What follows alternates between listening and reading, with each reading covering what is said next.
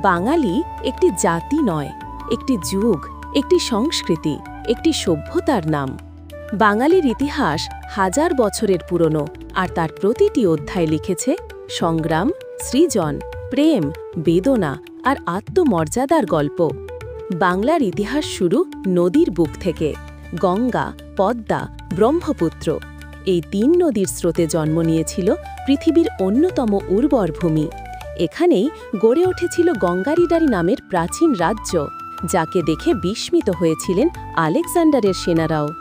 এই ভূমি উপহার দিয়েছে ধান, পচা মাটি, নরম কাদামাটির হাসি আর বাঙালির কৃষি সভ্যতা। পাল সাম্রাজ্য বৌদ্ধ ধর্মের মহান আলো।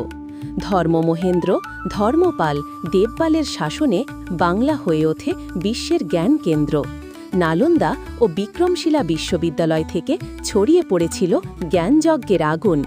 এরপর সেন রাজারা বাংলায় আনলেন শৈব শাক্ত সংস্কৃতি, মন্দির শিল্প আর হালকা আর্য প্রভাব। ১৩০০ শতকে বাংলায় শুরু হল সুলতানি শাসন। এটাই সেই সময় যখন বাংলা প্রথম স্বাধীন রাজনৈতিক সত্তা হিসেবে দাঁড়ায়। বাংলার নিজস্ব মুদ্রা, বাংলা ভাষা, এমনকি স্বতন্ত্র প্রশাসন।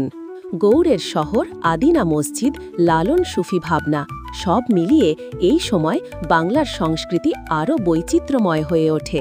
অধিকারী সুবেদার শায়েস্তা খাঁয়ের সময় ঢাকা ছিল বাণিজ্যের স্বর্গ। বাংলার মসলিন, নীল, চিনি, ধান বিশ্বের বাজারে রাজত্ব করত। ইংরেজ ব্যবসায়ীরা তখনই বুঝেছিল এই বাংলা শুধু জমির নাম নয়, এটি সম্পদের খনি। ১৭৫৭ পলাশীর প্রান্তরে ইতিহাস তার মুখ বদলাল। বাংলার শেষ স্বাধীন নবাব সিরাজউদ্দৌলাকে হারাতে পারল না ব্রিটিশরা, হারালো বিশ্বাসঘাতকতার কারণে। এ দিনের পর থেকে শুরু হল ১৫০ বছরের দীর্ঘ শোষণ। হাড়ভাঙা কর, দুর্ভিক্ষ, নীল চাষ, লবণ আইন, দমন নীতি। কিন্তু বাঙালি কখনো মাথা নত করেনি। বুদ্ধিজীবী, কবি, বিপ্লবী সবাই একে একে জ্বলে উঠলেন। মাইকেল, বিদ্যাসাগর, রামমোহন অন্ধকার ভেদ করলেন জ্ঞানের আলোয়। বিপ্লবীরা ক্ষুদিরাম, সূর্য সেন, প্রীতিলতা রক্ত দিয়ে লিখলেন স্বাধীনতার ইতিহাস। লর্ড কার্জনের বঙ্গভঙ্গ বাঙালিকে ভাঙেনি, উল্টে এক করেছে।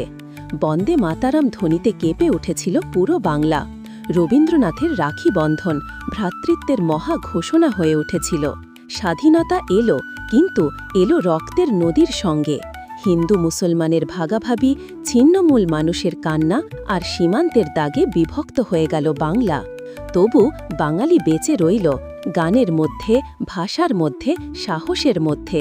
পূর্ব বাংলার মানুষ বলল, অমার ভাষা, অমার অধিকার।